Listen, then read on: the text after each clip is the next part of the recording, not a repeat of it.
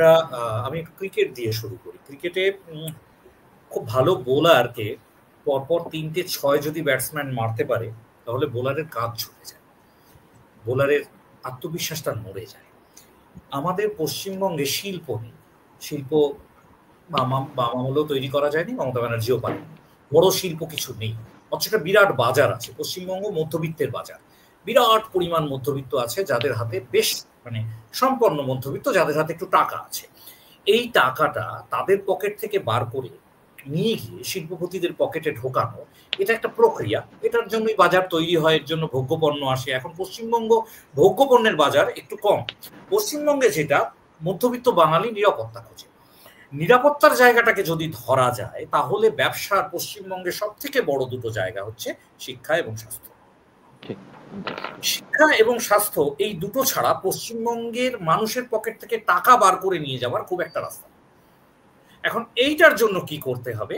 এইটার জন্য বিপক্ষের বোলারের কাঁধ ঝুঁকিয়ে দিতে হবে, কাঁধ ঝুলিয়ে দিতে হবে, আত্মবিশ্বাস নড়িয়ে দিতে হবে। এবার আমি পরপর কতগুলো ঘটনার কথা বলবো। ঠিক ২ বছর পরপর ঘটেছে এই জিনিসগুলো, পরপর। হ্যাঁ, খেয়াল করে দেখবেন। শিক্ষামন্ত্রী গ্রেপ্তার, তার বাড়িতে নোটের বান্ডিল উদ্ধার। হাইকোর্টের নির্দেশে ২৬,০০০ শিক্ষকের চাকরি বাতিল, হাইকোর্টের। সেটা থিততেই আরজিকর কাণ্ড। একটু সামলাতে না সামলাতেই মেদিনীপুর মেডিকেলে স্যালাইন কেলেঙ্কারি, তারপরে আবার সুপ্রিম কোর্টের রায় ২৬,০০০ বাতিল। এর মাঝে মাঝে ২ মাস গরমের ছুটি কেন, মাধ্যমিকের প্রশ্নপত্র ফাঁস, উচ্চশ্রীর কল্যাণে গ্রামের স্কুলগুলোতে শিক্ষকদের হাহাকার নিয়ে চর্চা, গ্রামীণ স্বাস্থ্য কেন্দ্রে প্রসূতির মৃত্যু, সরকারি হাসপাতালে চিকিৎসকের অবহেলায় রোগীর মৃত্যু, ভাঙচুর, জাল মেয়াদ ফুরনো ওষুধের চক্র। খেয়াল করে দেখুন, পরপর পরপর পরপর কি আসছে? শিক্ষা স্বাস্থ্য, শিক্ষা স্বাস্থ্য, শিক্ষা স্বাস্থ্য। আপনি খবরের কাগজ খুললে দুটোর মধ্যে একটা পাবেন, মাঝে মাঝে ধর্ম আসে একটু স্টপ গ্যাপে ক্লাস দিতে। পশ্চিমবঙ্গে কিন্তু বেশিরভাগটা চলে শিক্ষা স্বাস্থ্য, কারণ এই দুটো জায়গাকে ধসিয়ে দেওয়া দরকার। এই যে ২৬,০০০ নিয়োগ কেলেঙ্কারি, কে যোগ্য কে অযোগ্য, বিকাশ ভবন অভিযান, এই পুরোটার নিট ফল, যেটা গৌতম বাবু বলছিলেন, কোথায় পৌঁছানো যাচ্ছে আমি জানি না। আমি খুব বিনীতভাবে গৌতম বাবুকে বলবো, কোথায় পৌঁছানো যাচ্ছে খুব পরিষ্কার। সেটা হচ্ছে শিক্ষা ব্যবস্থাটি পশ্চিমবঙ্গের বন্ধ করে দেওয়া আস্তে আস্তে। কারণ এখানে শিক্ষার একটা বড় বাজার খুলে গেছে।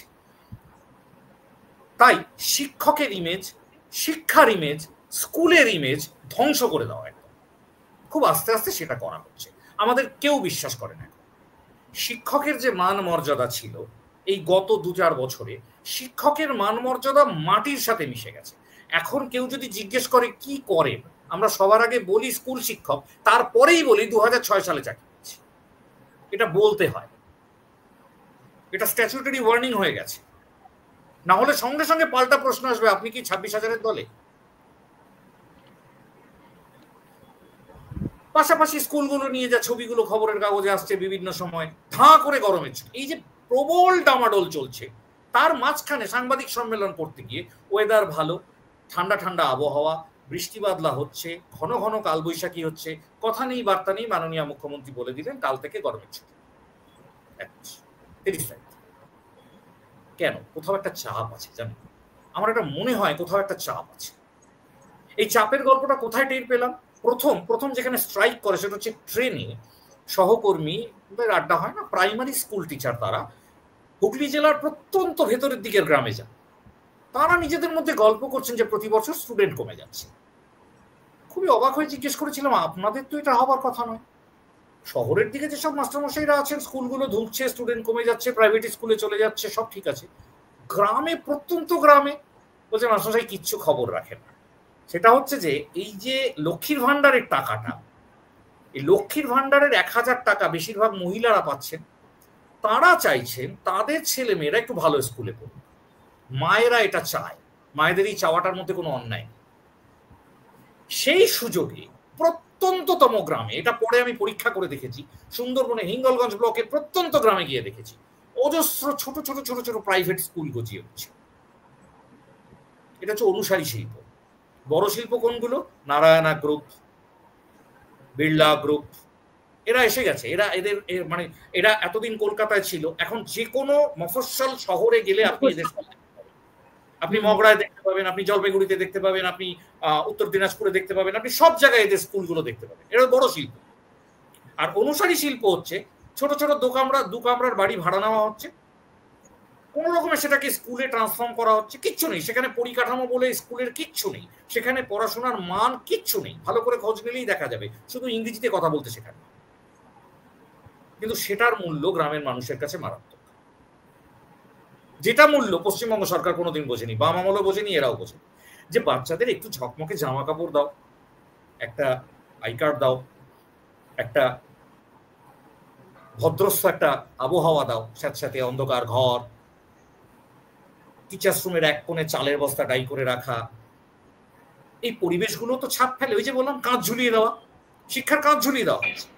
এবার কি হচ্ছে, এরা আস্তে আস্তে সেই বাজারটা, এই লক্ষ্মীর ভান্ডারের টাকা আবার ঘুরপথে চলে যাচ্ছে শিক্ষা ব্যবসায়ীদের কাছে। এ দলও খুশি, ও দলও খুশি। মাঝখান থেকে আমরা যারা স্কুল শিক্ষক, আমি এই মুহূর্তে যে স্কুলটায় পড়াই সেই স্কুলটায় 2200 স্টুডেন্ট আছে এই বাজারে, 1200 কি বলে 2200 ছাত্রছাত্রী, 12 ক্লাসের একটা স্কুল। এবার ছট করে একটা শিক্ষার হিসেব দেখাই, খুব সংক্ষিপ্ত একটা হিসেব দেখাবো, শিউরে উঠবেন।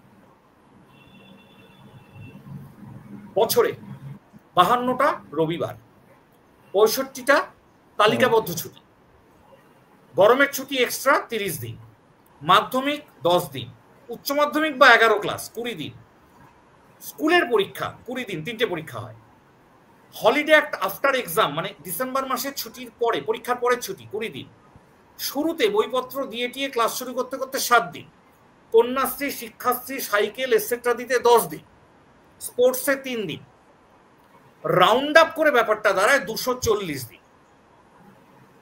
এবার বলুন, পড়ানোর জন্য থাকে 125 দিন, 365। কেন যাবে না বাচ্চারা প্রাইভেট টিউটরের কাছে? কেন যাবে না প্রাইভেট স্কুলে? কাজেই এই যে বিকাশ ভবন অভিযান, ভাঙচুর, এসব আমরা দেখতে পাচ্ছি, এ সবটাই, আর সরকার চায় এটা, কেন্দ্রীয় সরকারেরও গত কয়েক বছর ধরে দেখা যাচ্ছে, মানে গত কয়েক দশক বলা যায়, আর আমাদের রাজ্য সরকার তো বটেই, শিক্ষা এবং স্বাস্থ্য এই দুটো বড্ড বড় বোঝা, যতটা তাড়াতাড়ি সম্ভব এবং যতটা দ্রুত সম্ভব নামিয়ে দেওয়া যায়, এবং নামিয়ে দিলে সেই বোঝা বইবার জন্য তো লোক রেডি, তারা তো চারপাশে প্রস্তুত হয়ে বসে আছেন সেই বোঝা বইবার জন্য। ফলে আমি যেখানে থাকি যে শহরে, সেই শহরে এই মুহূর্তে অন্তত 25টা স্কুল আছে, যে স্কুলগুলোয় ছাত্র সংখ্যা 50, শিক্ষক সংখ্যা 15। অশোকবাবু বলছিলেন শিক্ষকরা শিক্ষা মানে শিক্ষক দেওয়া হয়, এই জায়গাটা আমি একটু বিনীতভাবে আপত্তি জানাবো যে একটা স্কুল চালাতে, একটা সরকারি স্কুল চালাতে সম্পূর্ণ পরিকাঠামোতে যা খরচা হয়, সম্পূর্ণ পরিকাঠামো যা খরচা হয়, তার দ্বিগুণ খরচা হয় শুধু মাসে শিক্ষকদের মাইনে। এক সময় বলা হতো, আমাদের অধ্যাপক সুকান্ত চৌধুরী যাদবপুর বিশ্ববিদ্যালয়, তিনি বলেছিলেন যে আমাদের এই স্কুলগুলোতে মিড ডে মিল যারা রান্না করে, সহায়িকার কাজ যারা করেন, তাদের বেতনটা লজ্জাজনক রকমের কম। আমি জানি অনেকে বিরোধিতা করবেন, অনেকে আমাকে গাল দেবেন, অনেকে কাক হয়ে কাকের মাংস খাবার অভিযোগ করবেন। আমাদের বেতনটা লজ্জাজনক রকমের বেশি, যতটা কাজ করতে হয় তার তুলনায়। ধন্যবাদ, এইটুকুই আমার বলার।